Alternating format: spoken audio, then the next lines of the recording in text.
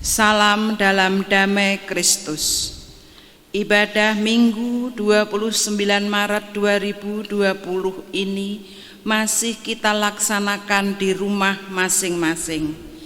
Bahkan ibadah seperti ini masih akan dilakukan hingga 30 April 2020. Mengingat wabah COVID-19 yang melanda negeri kita belum berakhir, sehingga kita semua masih perlu melakukan physical distancing.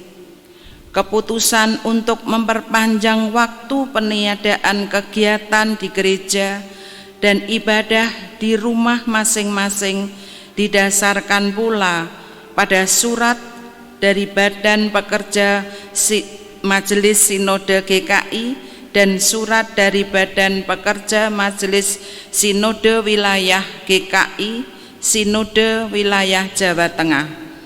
Untuk itu, rangkaian kegiatan Paskah yang meliputi Minggu Palmarum, Kamis Putih, Jumat Agung, Sabtu Sunyi, dan Paskah akan diselenggarakan melalui rekaman dan ibadah keluarga yang akan dibagikan tata liturginya kepada anggota jemaat dan simpatisan. Kita akan memulai ibadah kita. Mari kita bersaat teduh sejenak.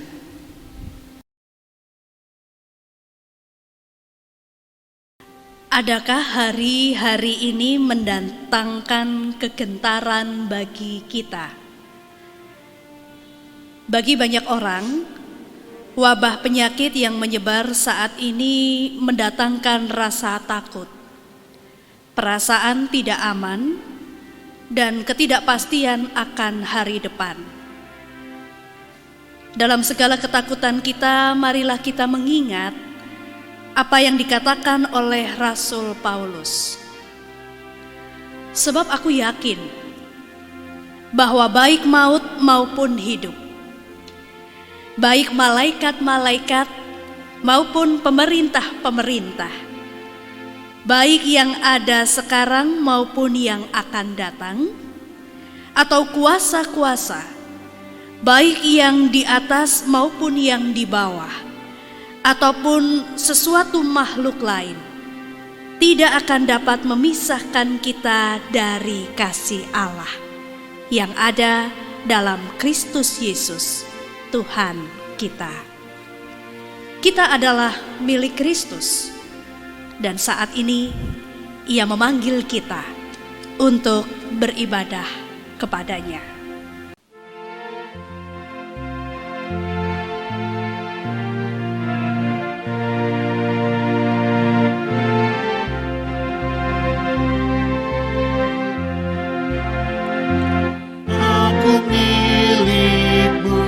Yesus Tuhanku, ku dengar suara-Mu.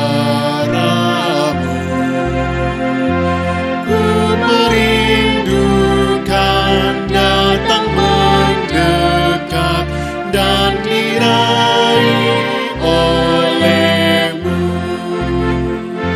Raih daku dan dekatkanlah pada kaki salib-Mu.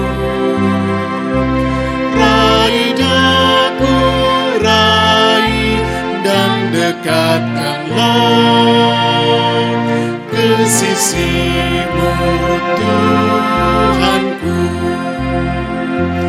Aku hamba-Mu, Kau sucikanlah oleh kasih kurnia, hingga jiwa-Mu memegang teguh kehendak-Mu yang mulia. Raih daku dan dekatkanlah pada kaki salib-Mu. Raih daku, raih dan dekatkanlah ke sisi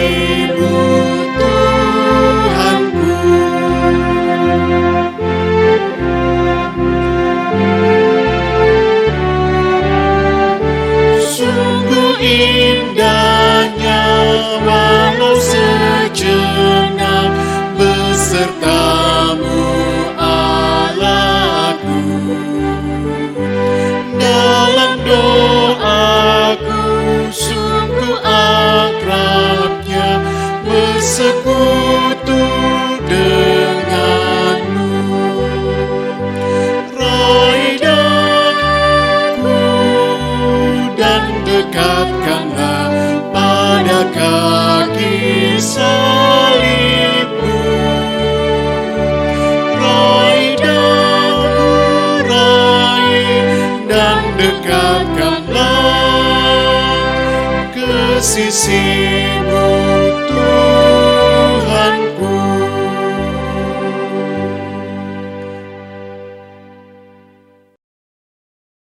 Pertolongan kita datangnya dari Tuhan yang menciptakan langit dan bumi, yang tidak pernah meninggalkan segala ciptaan tangannya.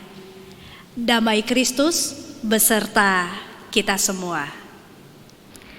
Mari kita tunduk kepala, kita bersama berdoa.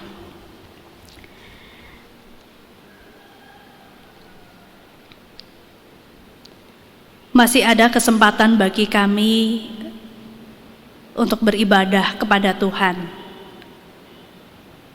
Dalam keterbatasan pertemuan kami dengan sahabat-sahabat, kami boleh dipersatukan dalam persekutuan dalam Roh Tuhan.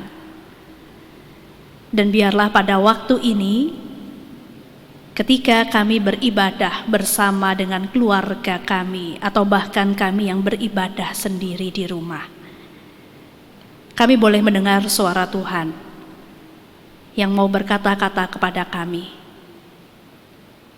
Ajarlah kami ya Tuhan, dan kuatkanlah setiap iman kami.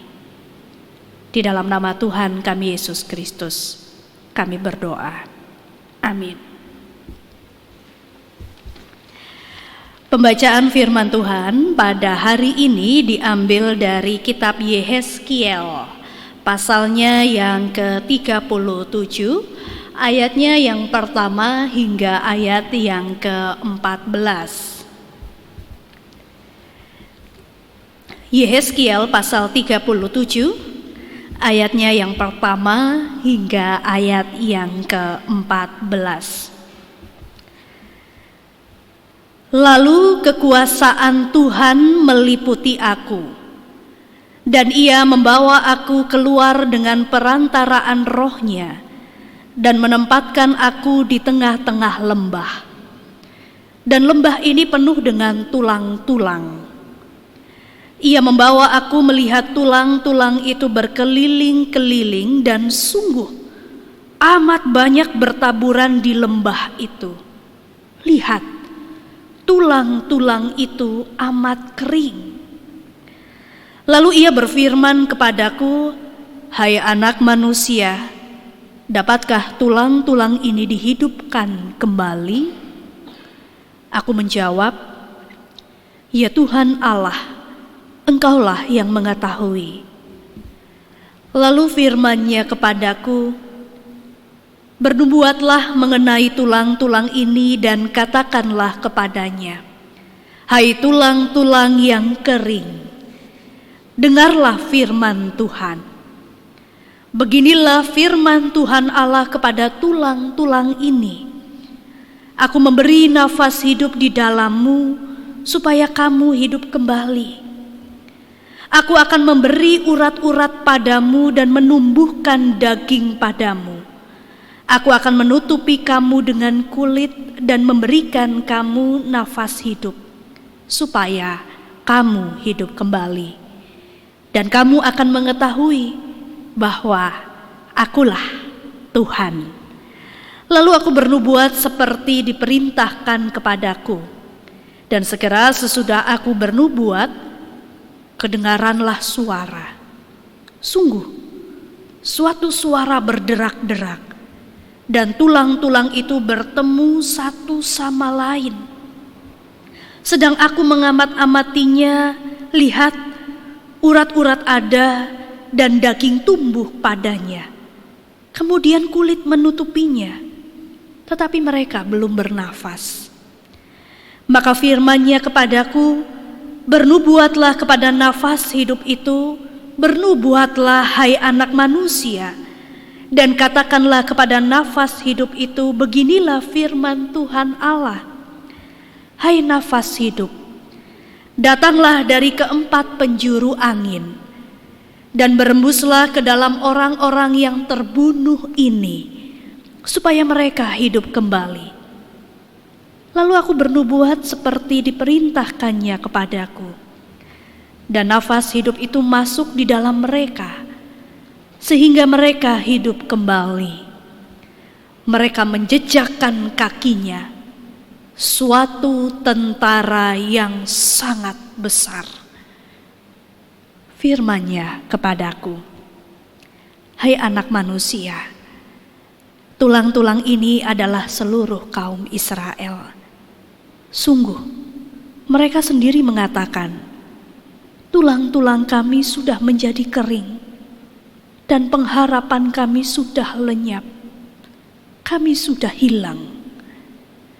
Oleh sebab itu bernubuatlah dan katakan kepada mereka, beginilah firman Tuhan Allah, sungguh, aku membuka kubur-kuburmu dan membangkitkan kamu, hai umatku, dari dalamnya, dan aku akan membawa kamu ke tanah Israel, dan kamu akan mengetahui bahwa akulah Tuhan. Pada saat aku membuka kubur-kuburmu dan membangkitkan kamu, hai umatku, dari dalamnya, aku akan memberikan rohku ke dalammu, sehingga kamu hidup kembali, dan aku akan membiarkan kamu tinggal di tanahmu. Dan kamu akan mengetahui bahwa aku Tuhan yang mengatakannya dan membuatnya. Demikianlah firman Tuhan. Mangan ora mangan sing penting kumpul. Artinya, makan tidak makan, yang penting berkumpul. Ini adalah filosofi kekeluargaan yang dihidupi masyarakat kita. Dalam segala keadaan, baik berkecukupan ataupun kekurangan, jalinan kekerabatan, persaudaraan, persekutuan adalah hal yang paling penting. Budaya komunal kita begitu kuat. Hal itu bisa kita lihat dari kehidupan sehari-hari yang mengutamakan gotong royong. Masyarakat kita mengutamakan musyawarah untuk mencapai mufakat. Kehidupan atau budaya komunal kita begitu kuat. Kita lihat dalam tingkat RT RW ada kebiasaan untuk melakukan ronda bersama-sama menjaga keamanan lingkungan. Rewang tonggo sing duwe gawe, membantu tetangga yang punya acara, yang punya hajat nikahan. Budaya komunal kita begitu kuat. Ketika salah seorang dari masyarakat kita, orang yang kita kenal, punya acara kenduri atau selamatan, maka ada perasaan tidak enak kalau kita sudah diundang kok nggak bisa datang. Bapak Ibu saudara-saudari, ibadah bersama juga merupakan salah satu bentuk budaya komunal kita. Keinginan untuk berkumpul, tidak sendirian dan bersama dengan yang lain adalah bagian dari budaya kita. Maka dalam situasi wabah saat ini agaknya banyak yang mengalami kesulitan karena terpaksa untuk melawan apa yang menjadi budaya hidup kita sehari, yaitu untuk berkumpul. Sudah 2 minggu kita menjalankan anjuran beribadah dari rumah. Anak-anak belajar dari rumah. Bapak Ibu ada yang sudah menutup toko dan sebagian berada di rumah saja. Bagaimana rasanya? Masih betah? Atau sudah bosan? Saya yakin banyak di antara kita yang sudah rindu berkumpul lagi dalam persekutuan gereja kita. Anak-anak kita ingin main dan kumpul dengan teman-temannya. Bahkan mereka merindukan guru-guru mereka. Sebab ketika mereka di rumah, mereka sadar bahwa ternyata galaknya guru di sekolah itu tidak ada apa-apanya dibandingkan dengan mamah papahnya yang di rumah. Galaknya luar biasa. Maka kita melihat ibu bapak bagaimana keinginan untuk berkumpul itu sangat kuat. Hari-hari ini kita masih melihat bagaimana orang berkumpul di alun-alun, maksa untuk nongkrong di warung, dan mereka harus dibubarkan secara paksa oleh aparat kepolisian.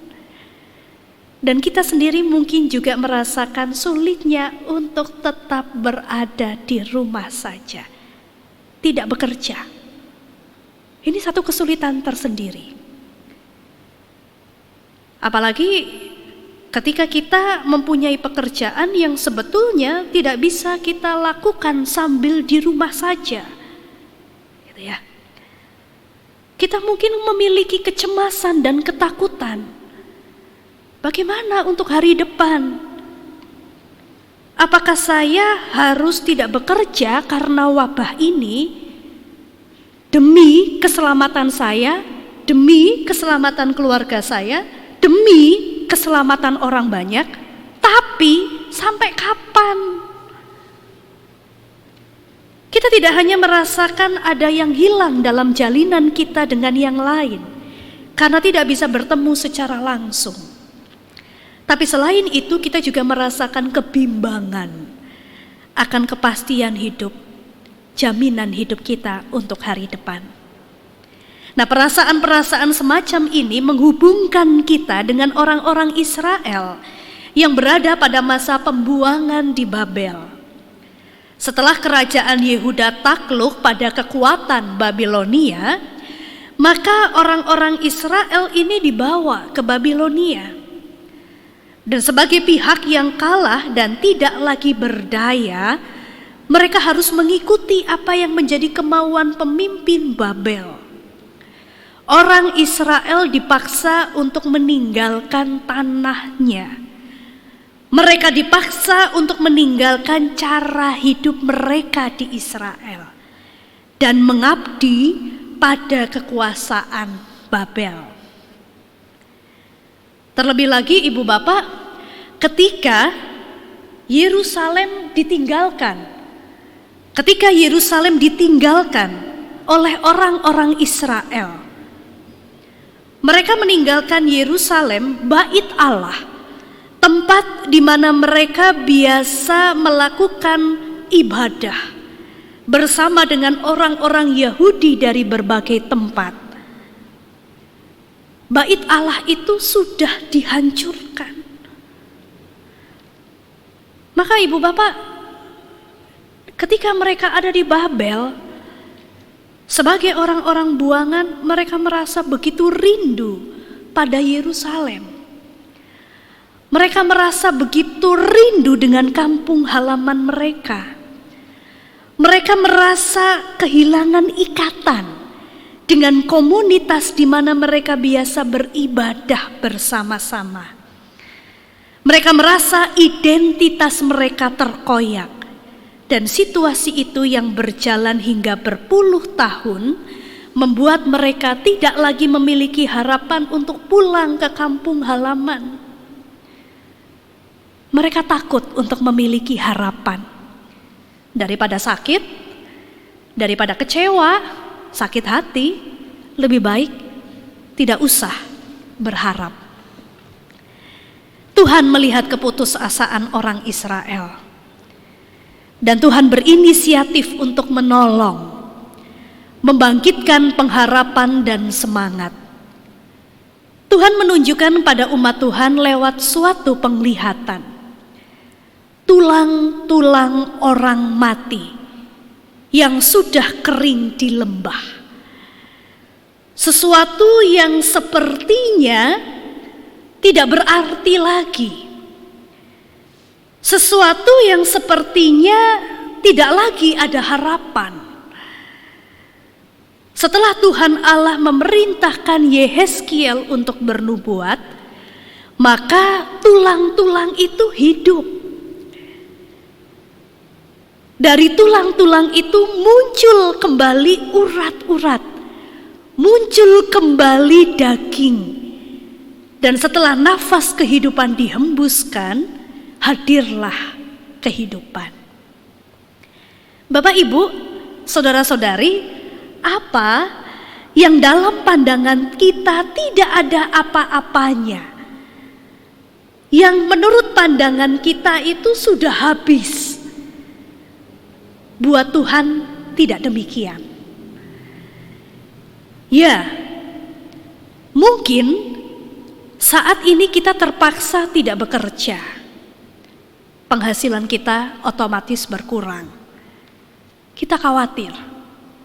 Apalagi jikalau kebutuhan kita sehari itu hanya tercukupi dari apa yang kita kerjakan hari itu. Kita takut. Dan mungkin kita merasa habis sudah. Tapi nyatanya dalam keadaan yang demikian ada pertolongan Tuhan. Ada orang-orang yang memperhatikan kebutuhan orang lain yang kesusahan. Saya mendapatkan bagaimana ada orang-orang yang tergerak memberikan bantuan bahan makanan bagi mereka yang kesulitan. Saya mendapati bagaimana orang-orang muda menghubungi tetangga atau kenalan mereka yang harus mengisolasi diri, atau mereka yang kemudian menghubungi warga usia lanjut lalu menawarkan untuk membantu belanja kebutuhan para lansia, tetangga-tetangga, orang-orang yang harus mengisolasi diri, yang tidak boleh keluar-keluar, dibantu. Butuh apa? Saya belanjakan. Saya melihat bagaimana orang dengan berbagai latar belakang keyakinan tidak lagi mempersoalkan soal agamamu apa, tetapi saling membantu, menyemprotkan cairan disinfektan di rumah ibadah. Di tengah perasaan bahwa semua tidak ada harapan, sudah habis, nyatanya Tuhan masih bekerja. Bapak Ibu, saya ingin mengajak kita untuk mendengarkan suatu lagu, Hymn of Promise. Lagu ini menunjukkan kepada kita tentang satu pandangan keadaan yang kita pikir sudah tidak berarti, yang menurut pikiran kita sudah berakhir. Ternyata buat Tuhan masih berarti. Buat Tuhan belum berakhir.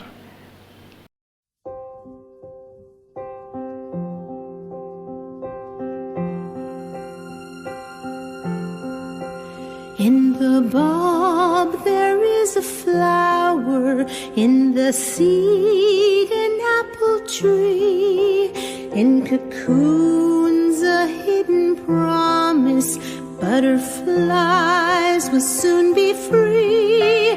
In the cold and snow of winter there's a spring that waits to be unrevealed until its season, something God alone can see.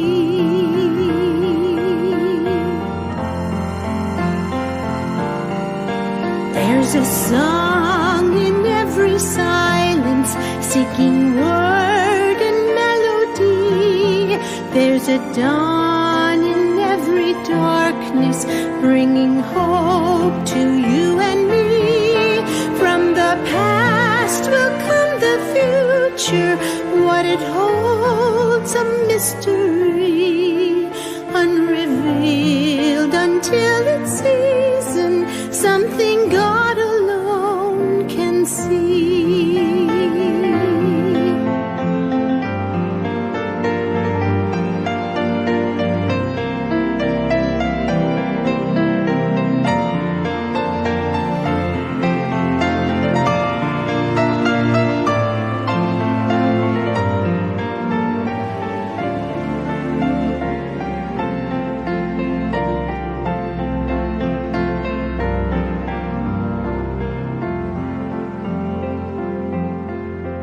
In our end is our beginning, in our time infinity, in our doubt there is in our life eternity, in our death the resurrection, at the last a victory, unrevealed until its season, something God alone can see.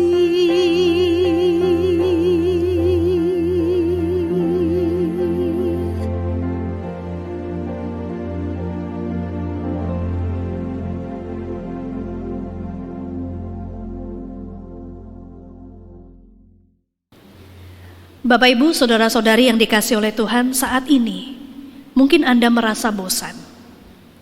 Mungkin Anda merasa bingung karena hari depan tidak pasti. Jika keadaan demikian terus, kita berpikir habislah sudah.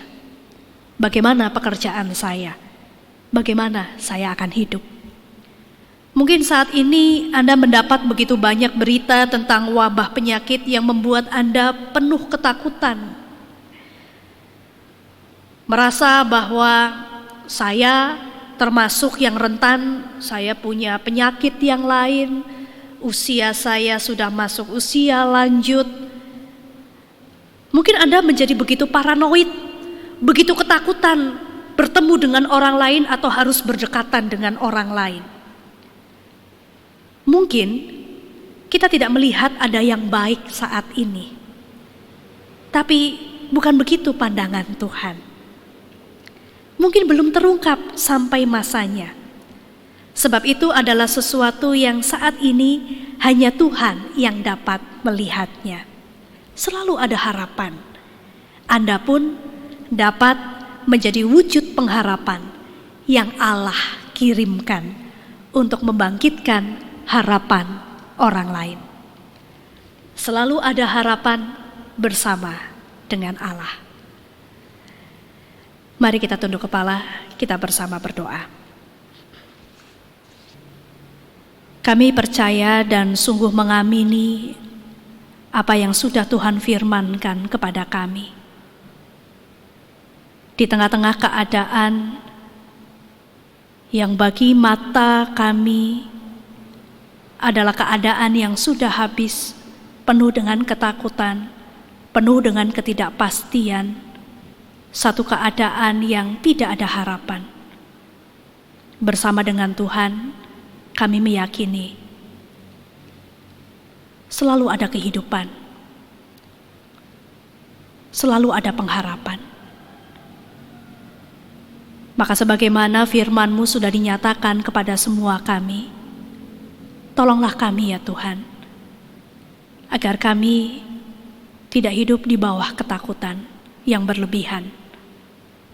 Biarlah hati kami boleh mendapatkan ketenangan, sebab bersama dengan Tuhan, harapan kami selalu ada. Amin. Marilah di tengah-tengah segala kesulitan hidup ini, kita tetap bersyukur kepada Tuhan dengan membawa persembahan kita yang akan kita dasari dari Mazmur 54 ayat yang ke-8. Dengan rela hati, aku akan mempersembahkan korban kepadamu, bersyukur sebab nama-Mu ya Tuhan. Mari kita beri persembahan pada Tuhan.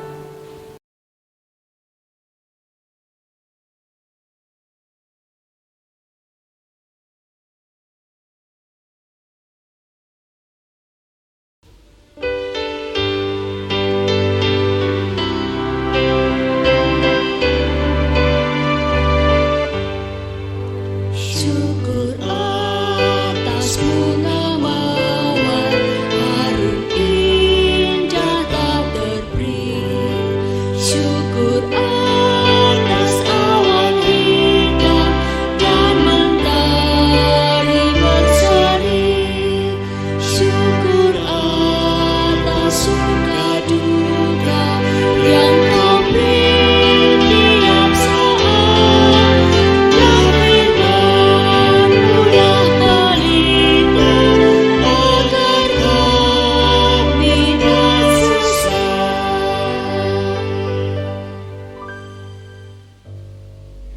Bapak Ibu, saudara-saudari, mari kita bawa persembahan kita dalam doa dan juga kita akan bersyafaat bersama. Kita berdoa. Dengan hati yang penuh rasa syukur kami datang ke hadirat Tuhan. Kami membawa persembahan kami. Sebab kami tahu Engkau Allah yang senantiasa memelihara kehidupan kami. Karena itu apa yang kami miliki, kami persembahkan kepada Tuhan. Sambil terus kami berharap pemeliharaan Tuhan atas kehidupan kami tidak akan berkesudahan. Sebab kami juga percaya, sebagaimana burung di udara Tuhan pelihara, lebih-lebih lagi setiap kehidupan kami anak-anak-Mu. Pada saat ini ya Bapa, kami ingin bersyafaat bagi kebaikan kehidupan kami bersama.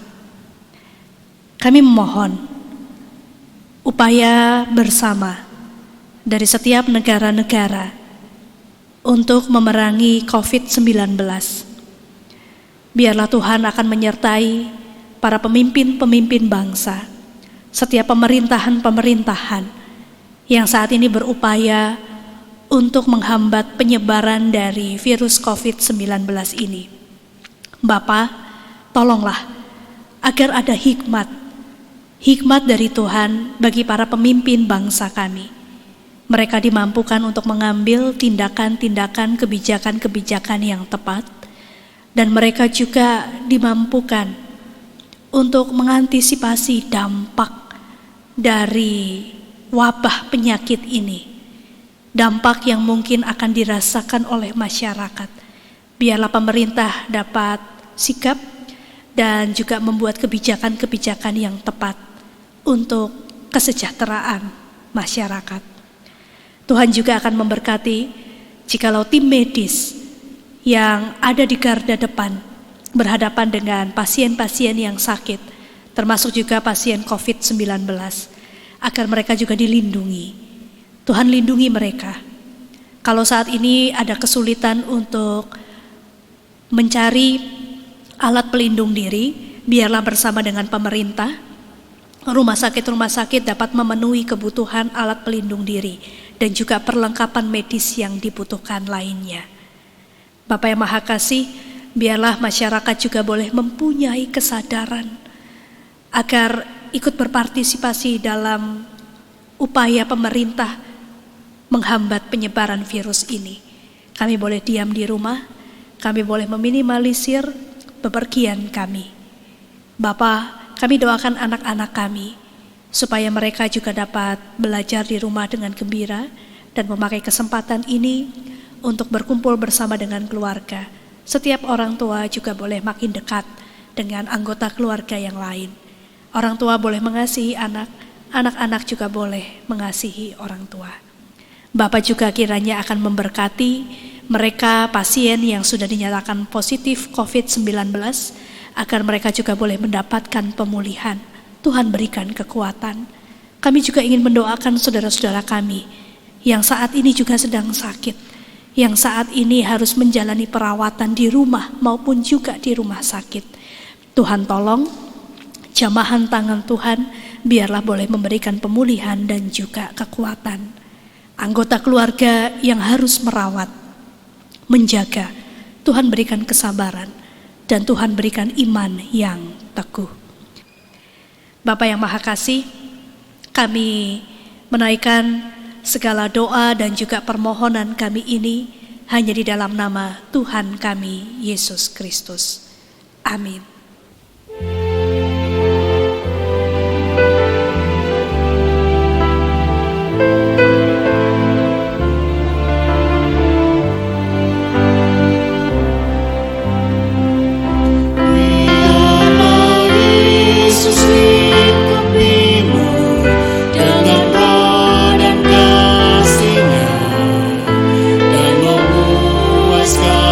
Dahaga jiwamu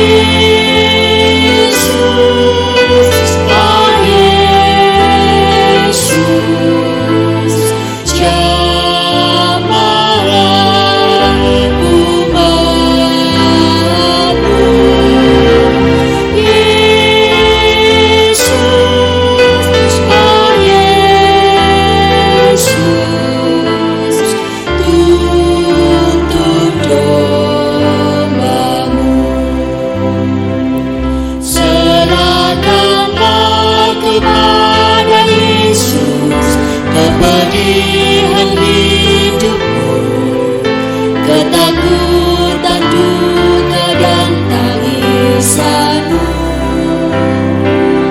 Rohnya akan datang menghiburmu, mendamaikan hatimu, bagai hadapi hidup bersamanya.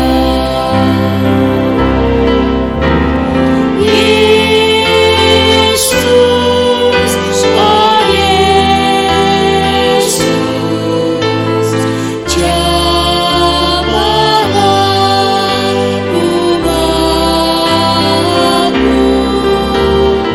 Yesus, oh Yesus, tuntun doamu.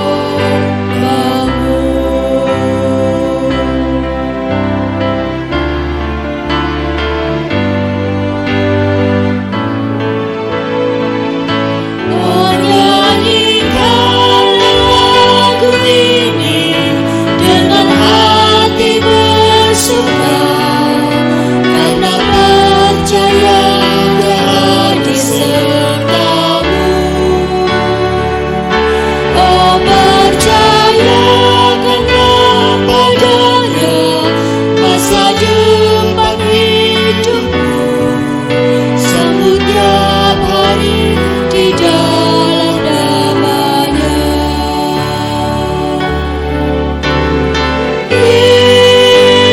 Yesus, oh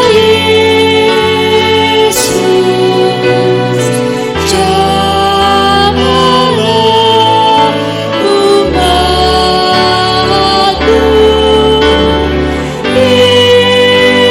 Yesus, oh Yesus,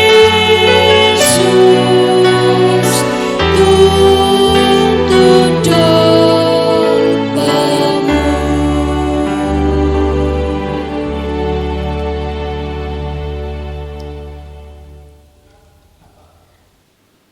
Bapak, Ibu, Saudara-saudari, terimalah berkat dari Tuhan. Tuhan berada di atasmu untuk mencurahkan kasih karunia-Nya. Tuhan berada di depanmu untuk memimpin engkau dalam kebingunganmu. Tuhan berada di sampingmu untuk menghibur engkau dalam kesedihanmu. Tuhan berada di belakangmu untuk mendorong engkau dalam kelesuanmu. Tuhan berada di bawahmu untuk menopang engkau dalam kejatuhanmu. Tuhan berada di dalammu untuk memberi engkau damai sejahtera yang melampaui akal pikiranmu. Amin.